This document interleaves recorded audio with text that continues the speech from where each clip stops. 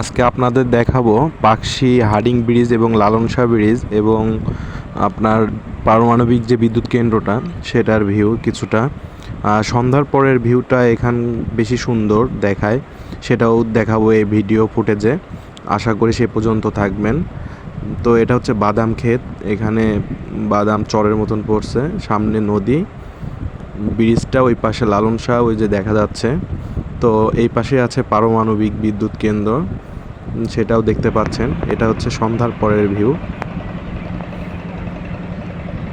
Just ভিউগুলা অস্থির ছিল, আমি খুবই এক্সাইটেড ছিলাম।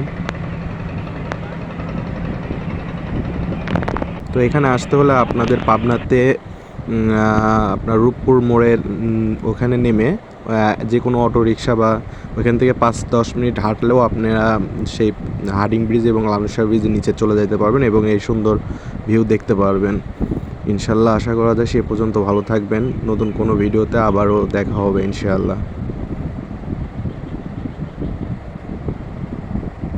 আমরা আছি নৌকার উপরে, নৌকার উপর থেকে শটটা নেওয়া হচ্ছে, তো এই জন্যই এত সুন্দর লাগতেছে। ওয়াও, আশেপাশের ভিউটা যদি আমরা দেখতে পাই এগুলা